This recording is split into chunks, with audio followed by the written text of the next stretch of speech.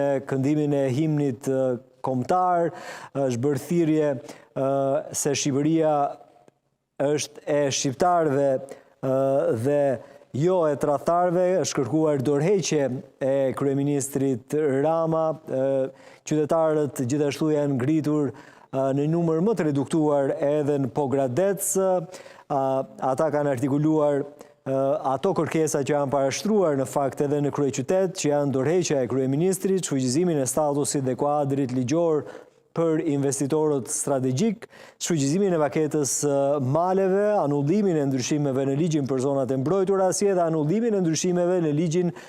për trashëgimin kulturore. Mirë, jemi me pamjet e drejt për drejta, do të lidhem me Ardit Hoxhën për të mësuar detaje. Ardit, të përshëndes, më thuaj ku ndodhesh,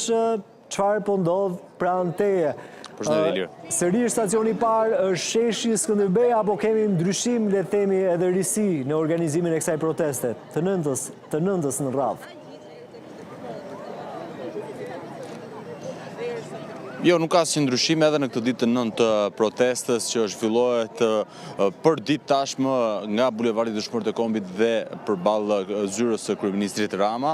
Pas krave të mi është grumbullimi i parë i qytetarëve të cilët nisin marshimin nga sheshi Skënderbej përgjatë bulevardit Dëshmorët e Kombit për të ndalur fillimisht tek pjesa bulevardit mes kryesisë së kuvendit dhe kryeministrisë Ilir, pasi e kemi parë që gjatë të paktën 4 apo 5 ditëve të fundit protesta ta ketë këtë pikë vetëm stacionin e parë, pasi në orët e vona të mbrëmjes ajo shndrohet në një lloj tubimi lëvizës në rrugët kryesore të kryeqytetit duke nisur nga bulevardi, por edhe më pas në disa rrugica ku protestuesit tentojnë që të sensibilizojnë dhe ti bëjnë thirrje edhe qytetarëve të tjerë që të bashkohen kësaj lëvizje të tyre, e cila sikurse e thash është në ditën e 9 dhe pritshmëritë janë që të shndrohet edhe më masive. Pas krave të mi mund dallohet tashmë Ilir që kanë nisur edhe lëvizja e protestuesve të cilët nisin kështu marshimin në ditën e 9 nga sheshi Skënderbej për të vijuar drejt bulevardit Dëshmorët e Kombit e në fund tek pjesa e kryeministrisë aty ku është instaluar podiumi dhe ashtu sikur u raportua edhe më herët ka një foni të instaluar ku disa prej folësve të cilët janë të përhershëm, por edhe folës të rinj ju drejtohen qytetarëve me thirrjet e zakonshme tashmë. Sigurisht kryesorja ajo që dëgjohet në sfond ndoshta nga